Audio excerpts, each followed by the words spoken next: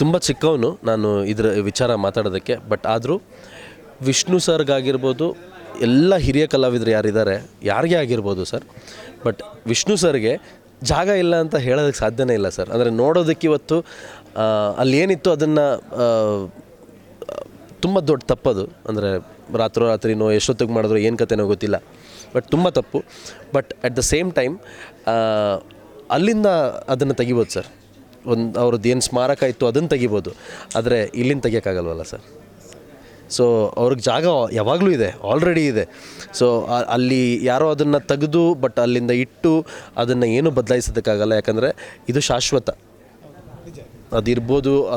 ಅದನ್ನ ಇವತ್ತಿಲ್ಲ, ಇಷ್ಟು ದಿವಸ ಇತ್ತು, ಇವಾಗ ಸ್ಮಾರಕ ಇಲ್ಲ, ಅದು ತೆಗೆದು ಬಿಟ್ಟಿದ್ದಾರೆ. ಬಟ್ ಇಲ್ಲಿಂದ ಕಿತ್ತಕ್ಕಾಗತ್ತೆ ಯಾರ ಹತ್ರ ಆದರೂ?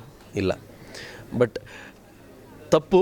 ಬಟ್ ನನ್ನ ಇವಾಗ ಸುದೀಪ್ ಸರ್ ಅದ್ರ ಬಗ್ಗೆ ಸ್ಟೇಟ್ಮೆಂಟ್ ಕೊಟ್ಟಿದ್ದರು. ಆ್ಯಂಡ್ ಅವ್ರು ಯಾವ ರೀತಿ ಅದಕ್ಕೆ ಪ್ರಯತ್ನ ಮಾಡಿದರು. ಬಟ್ ಅದಾದಮೇಲೂ ಅದಕ್ಕೆ ಸರಿಯಾದ ಪ್ರತಿಫಲ ಸಿಗಲಿಲ್ಲ. ಇನ್ನು ಮುಂದೆ ಏನು ಮಾಡಬೇಕು ಅದನ್ನು ಯೋಚನೆ ಮಾಡಬೇಕು ನಾವು ಅಂತ ಯಾವ ರೀತಿ ಹೇಳಿದಾರೋ ಅವರೆಲ್ಲ ಹಿರಿಯರು. ಸೊ ಆ ಮಾರ್ಗದಲ್ಲಿ ನಡೀತಾ ಇದ್ದೀವಿ ನಾವು.